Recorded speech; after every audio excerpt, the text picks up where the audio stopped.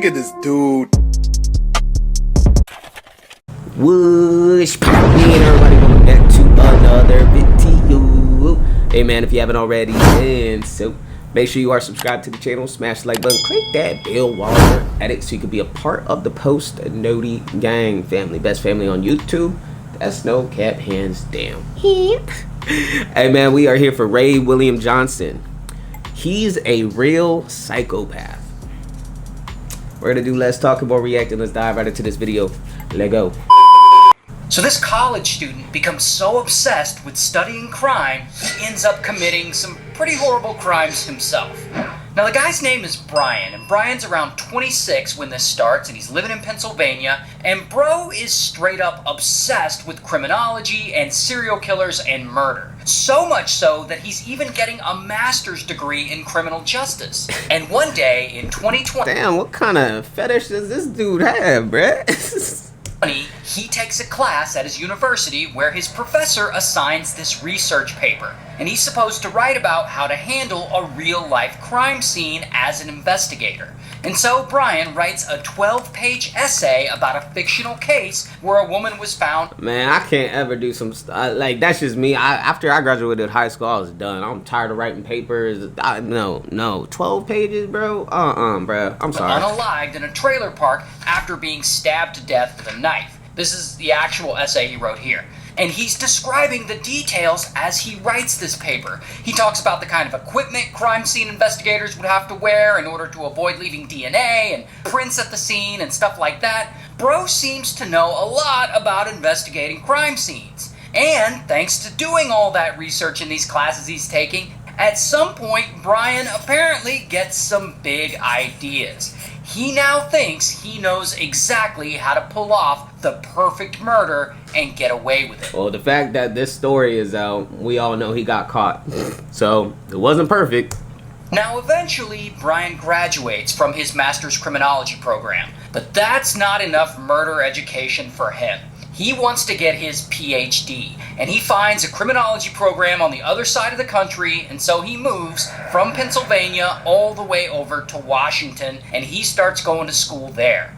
And so it's 2022, and Brian is 28 years old now, and he's living in this new town trying to get his PhD. And he's, I'm guessing, still obsessed with murder.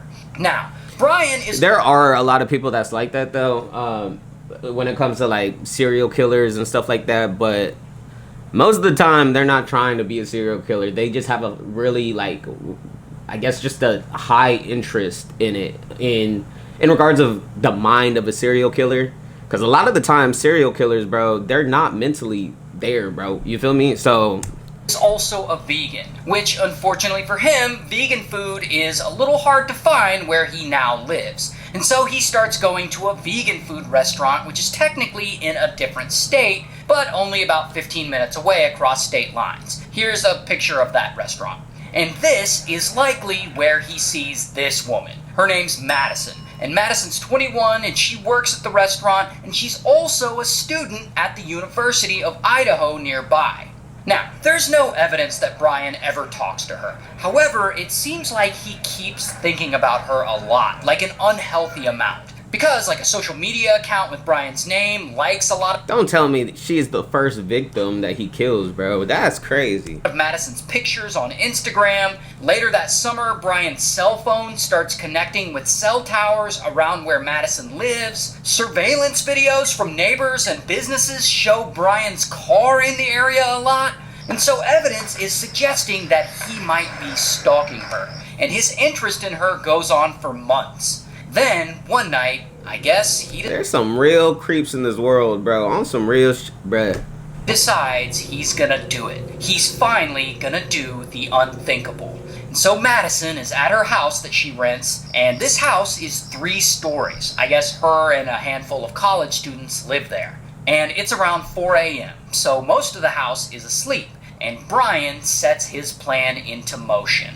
He dresses in all black, and he puts on a ski mask, and he gets a knife. Then he drives his white Hyundai over to this house, and he parks it behind the house, and he sneaks up, and he enters through the sliding glass door. Then he goes... Man, y'all better lock your doors, bro. I'm heavy on that, bro. Always lock your doors. It don't matter how comfortable you think you are in.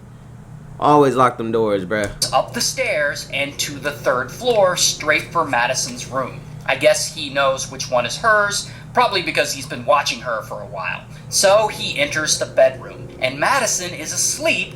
But why is he wanting to kill her though? Like, I would have thought maybe like he had like been stalking her because he thinks she's so beautiful and wants to date her, and then maybe she turned him down, and then he got so mad and he killed her. But no, he's immediately he stalked her until he got to the point to where he's ready to go kill her. But she's not alone. Her roommate is passed out in the bed next to her. And so Brian decides to take them both out, and he pulls out the knife he brought. And while they're still asleep, suddenly, bam, he stabs one of them multiple times. And as the other one wakes up, bam, he does the same to her. Now, on the floor below them, another roommate is still awake, and she just got a DoorDash order. And I don't know if she heard what happened on the floor above her, damn. But as Brian tries to leave the place, he unexpectedly comes across her. And so he gets his knife, and boom, he unalives her too. Then he goes into that roommate's bedroom where her boyfriend is sleeping, and he does the same to him. He had like no motive. Like, he had no reason to kill at all. There was no motive. What was the motive? And that's why you could tell he's not all the way there, bruh. Then Brian leaves, and on his way out, another roommate spots him leaving the house wearing his black clothes and ski mask, obviously looking suspicious as hell, and she's lucky he didn't get her too. Regardless, Brian leaves, and he gets away, and no one knows it was him. Because he's just a random PhD student who lives in a different town in a different state, like 15 a PhD student with a nasty, ugly mind. minutes away. He has no connection to the people he just murdered in that house. Plus, he's a smart dude, so he's going to be really hard to catch. And so, of course, police start investigating. But, unfortunately for them, they don't have a ton of information. I mean, they know the guy was wearing all black and wearing a black ski mask, and someone spotted a white Hyundai Elantra near the scene, so they figure he was probably driving that. But then, they find a tan leather knife sheath at the murder scene. Apparently, Brian had dropped it during one of the stabbings. Maybe he's not as smart as you slipping up, my boy, on your first murders. He would like everyone to believe. Now, this leather knife sheath has some male DNA on it, but police don't know whose DNA it is. Like, it doesn't match anyone in their database. Meanwhile, Brian, the criminology expert, he works on covering his tracks. He changes his car registration to make it harder to find him. He scrubs his apartment and his office clean of any evidence that might be there. He does the same to his car. He's practically like This is going to be interesting on when they explain how he got caught. Because it obviously is probably the roommate that survived definitely played a role in regards of how he got caught. taking it apart inside to clean everything. Bro is determined to get away with this and prove to himself that he's smarter than the police. Well, police, they're not done investigating. I mean, they got cell phone records and reports of sightings of a white Hyundai Elantra near the murder scene. And this leads them to Brian and his white Hyundai Elantra. And this is great that police have a lead, but they still don't have enough evidence to make an arrest. I mean, just because he drives the same model of car that was spotted at the murder scene. Well, just test the DNA. I mean, they got the DNA. His DNA is just not in the database. So I'm sure that would probably be enough to be able to get like a warrant to at least get his DNA. You feel me? Doesn't make him guilty. And as crazy as Brian is, it looks like he really... But I don't know. I could be wrong, though. Did pull off the perfect murder, and that they're never gonna be able to catch him. Until. Because police found that leather knife sheath at the crime scene, which has the mystery male DNA on it, they come up with a plan to finally bust Brian. And they get the FBI and the local sanitation department involved. And one night, they go to Brian's family's house, I guess where his mom and dad live. And they secretly take some trash from the trash bin that's been set out on the curb to be picked up by the garbage truck or whatever. And they're hoping to find anything in there that might have a family member's DNA on it. And in all this trash, they find a Q-tip. And so they send this Q-tip over to the forensics lab. And on it, they find DNA that matches the father of whoever's DNA is on the knife sheath they found. Which means it's Brian's DNA on the knife sheath. Because you can actually tell if two people are related through their DNA. Yeah. And since the DNA is a match, bam, they go and they arrest Brian. Here's his mugshot. And so Brian, he pleads guilty so that he doesn't get the death penalty, and he hasn't been sentenced yet, but he's probably gonna get life in prison. Nah, that's good. That's for sure, life in prison. How many people did he kill? What, a total of 4? 4 people in that house? Yeah, you getting life. And one of the unfortunate parts of this case is that because he pled guilty, there was no trial, which means we didn't get to learn why he did it and why he specifically... Yeah, like I said, there was no motive. Like, what was the point, bruh?